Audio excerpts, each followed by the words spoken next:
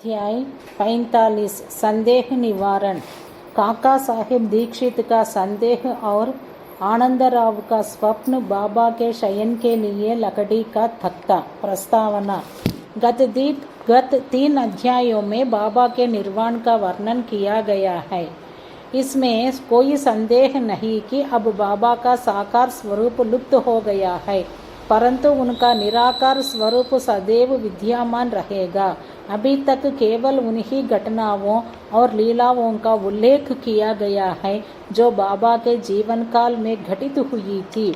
उनके समाधिस्थ होने के पश्चात भी अनेक लीलाएं हो चुकी हैं और अभी भी देखने में आ रही हैं, जिनसे यह सिद्ध होता है कि बाबा अभी भी विद्यमान है और पहले के ही भांति अपने भक्तों को सहायता पहुंचाया करते हैं। बाबा के जीवन काल में जिन व्यक्तियों का उनका सानिध्य या सत्संग प्राप्त हुआ, यथार्थ में उनके भाग्य की सराहना कौन कर सकता है। यदि किसी को फिर भी ऐन्द्रिक और सांसारिक सुखों से वैराग्य प्राप्त नहीं हो सका, तो इसे दुर्भाग्य के अतिरिक्त और क्या कहा जा सकता है। जो उस समय आचरण में लाया जाना चाहिए था और अभी भी लाया जाना चाहिए, वह है अनन्य भाव से बाबा के पूजन और सेवा की ओर लगाना चाहिए। कृत्रिम पूजन से क्या लाभ? यदि पूजन या ध्यानादि करने की ही अभिलाषा है, तो वह शुद्ध मन और अंतःकरण से होनी चाहिए। जिस प्रकार पतिव्रता स्त्री का विशुद्ध प्रेम अपने पति पर होता है, इस प्रेम की उपमा कभी कभी लोग शिष्य और गुरु के प्रेम से भी दिया करते हैं, परंतु फिर भी शिष्य और गुरु प्रेम के समक्ष पतिव्रता का प्रेम फीका है और उसकी कोई समानता नहीं की जा सकती।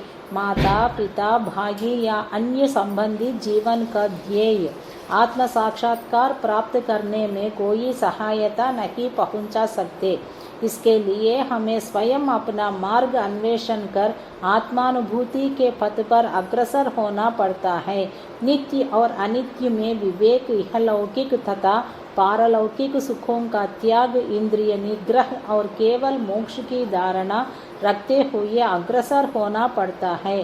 दूसरों पर निर्भर रहने के बदले हमें आत्मविश्वास बढ़ाना उचित है। जब हम इस प्रकार विवेक बुद्धि से कार्य करने का अभ्यास करेंगे, तो हमें अनुभव होगा कि यह संसार नाशवान और मिथ्या है। इस प्रकार की धारणा से सांसारिक पदार्थों में हमारी आसक्ति उत्तरोत्तर घटती जाएगी और अंत में हमें उनसे वैराग्य उत्पन्न हो जाएगा। तब कहीं आगे चलकर यह रहस्य प्रकट होगा कि ब्रह्मा हमारे गुरु के अतिरिक्त दूसरा कोई नहीं, वरन यथार्थ में वे ही सद्वस्तु परमात्मा है। और यह रहस्योद्घाटन होता है कि यह दृश्यमान जगत उनका ही प्रतिबिंब है। अतः इस प्रकार हम सभी प्राणियों में उनके ही रूप का दर्शन कर उनका पूजन करना प्रारंभ कर देते हैं और यही समत्व भाव दृश्यमान जगत से विरक्ति प्राप्त कराने वाला मूल मंत्र है। इस प्रकार जब हम ब्रह्मा या गुरु की अनन्य भाव से भक्ति करेंगे, तो हमें उनसे अभिन्नता की प्राप्ति होगी और आत्मानुभूति की प्राप्ति सहज हो जाएगी। संक्षेप में यह कि सदैव गुरु का कीर्तन और उनका ध्यान करना ही हमें सर्वभूतों में भगवत दर्शन करने की योग्यता प्रदान करता है और इसी से परमानंद की प्राप्ति होती है। निम्नलिखित कथा इस तथ्य का प्रमाण है। काका साहिब का संदेह तथा आनंदराव का स्वप्न। यह तो सर्वविदित ही है कि बाबा ने काका साहेब दीक्षित को श्री एकनाथ महाराज के 2 ग्रंथ, एक श्रीमद् भागवत और 2 भावार्थ रामायण का नित्य पठन करने की आज्ञा दी थी। काका साहेब इन ग्रंथों का नियम पूर्वक पठन बाबा के समय से करते आए हैं और बाबा के समाधिस्थ होने के उपरांत अभी भी वे उसी प्रकार अध्ययन कर रहे हैं। एक समय चौपाटी बम्बई में काका साहेब प्रातःकाल एकनाथी भागवत का पाठ कर रहे थे। माधवराव देशपांडे, श्यामा और काका महाजनी भी उस समय वहां उपस्थित थे तथा ये दोनों ध्यान पूर्वक पाठ श्रवण कर रहे थे। उस समय 11वें स्कंद के द्वितीय अध्याय का वाचन चल रहा था, जिसमें नवनाद अर्थात ऋषभ वंश के सिद्ध यानी कवि, हरि, अंतरिक्ष, प्रबुद्धु, पिप्पलायन, अविहोत्र, द्रुमिल, चमस और करभाजन का वर्णन है, जिन्होंने भागवत धर्म की महिमा राजा जनक को समझाई थी। राजा जनक ने इन नवनाथों से बहुत महत्वपूर्ण प्रश्न पूछे और इन सभी ने उनकी शंकाओं का बड़ा संतोषजनक समाधान किया था। अर्थात कवि ने भागवत धर्म, हरि ने भक्ति की विशेषताएं, अंतरिक्ष ने माया क्या है, प्रबुद्ध ने माया से मुक्त होने की विधि, पिप्पलायन ने परब्रह्मा के स्वरूप, अविहोत्र ने कर्म के स्वरूप, द्रुमिल ने परमात्मा के अवतार और उसके कार्य, चमन ने नास्तिक की मृत्यु के पश्चात की गति एवं करभाजन ने कलिकाल में भक्ति की पद्धतियों का यथाविधि वर्णन किया। इन सब का अर्थ यही था कि कलयुग में मोक्ष प्राप्त करने का एकमात्र साधन केवल हरि कीर्तन या गुरु चरणों का चिंतन ही है। पठन समाप्त होने पर काका साहेब बहुत निराशापूर्ण स्वर में माधवराव और अन्य लोगों से कहने लगे कि नवनाथों की भक्ति पद्धति का क्या कहना है, परंतु उसे आचरण में लाना कितना दुष्कर है। नाथ तो सिद्ध थे, परंतु हमारे समान मूर्खों में इस प्रकार की भक्ति का उत्पन्न होना क्या कभी संभव हो सकता है। अनेक जन्म धारण करने पर भी वैसी भक्ति की प्राप्ति नहीं हो सकती, तो फिर हमें मोक्ष कैसे प्राप्त हो सकेगा।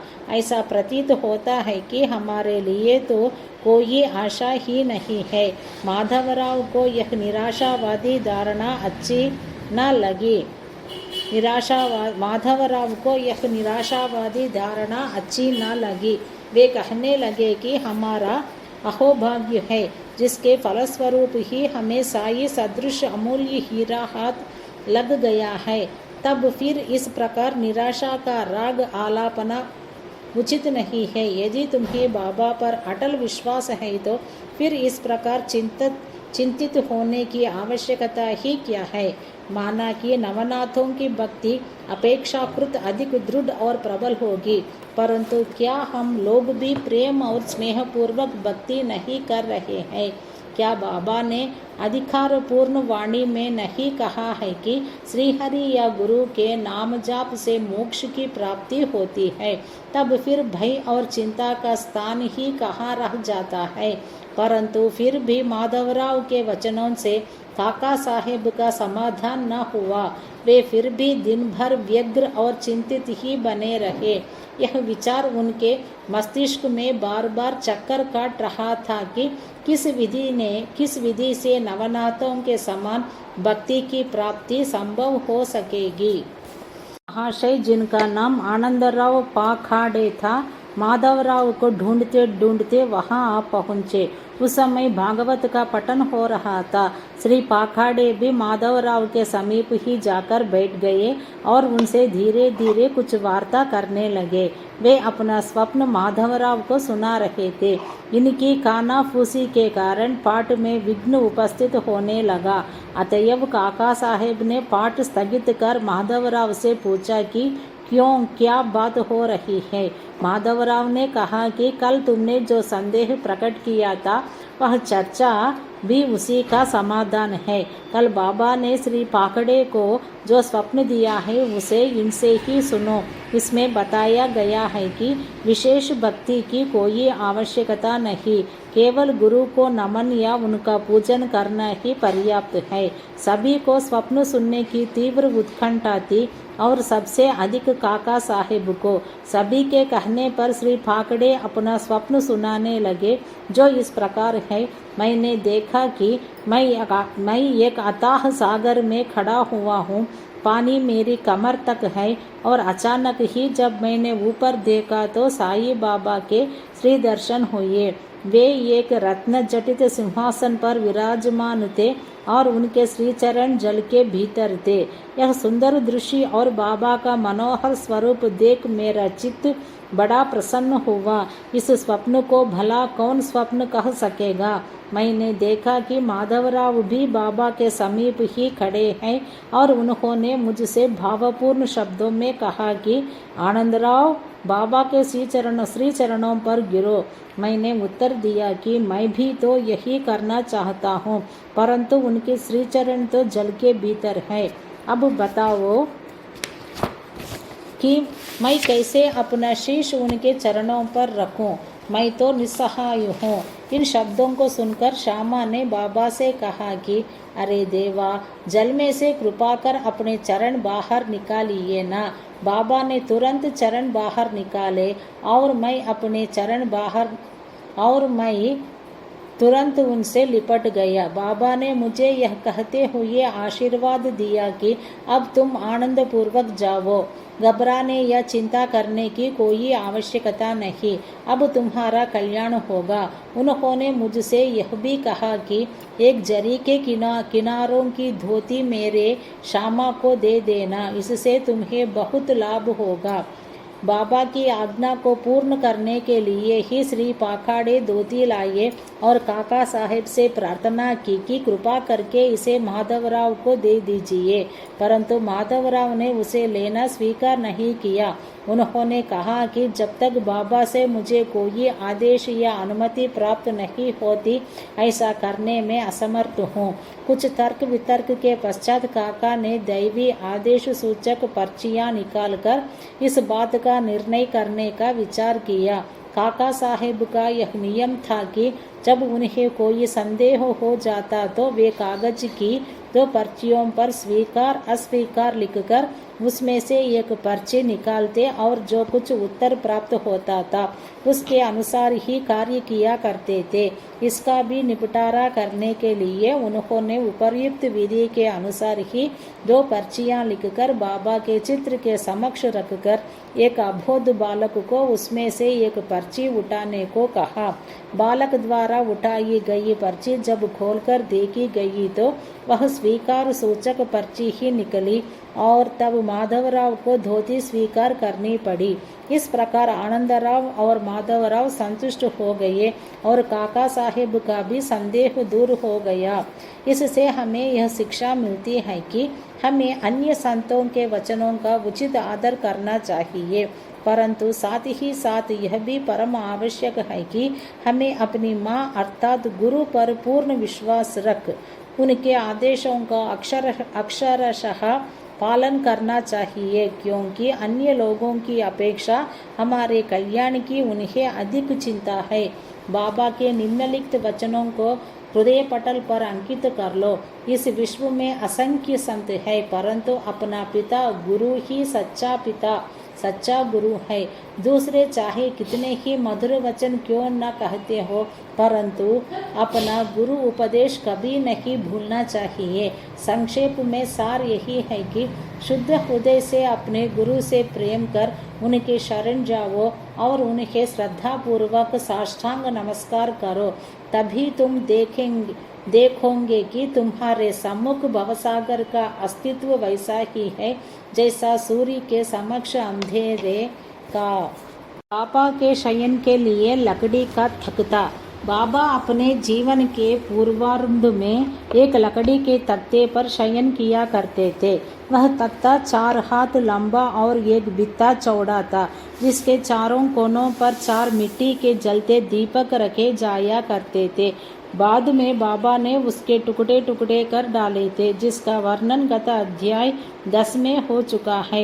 एक समय बाबा उस पटिये की महत्ता का वर्णन काका साहेब को सुना रहे थे, जिसको सुनकर काका साहेब ने बाबा से कहा कि यदि अभी भी आपको उससे विशेष स्नेह है तो मैं मस्जिद में एक दूसरी पटिया लटकाए देता हूँ, आप सुखपूर्वक उस पर शयन किया करें।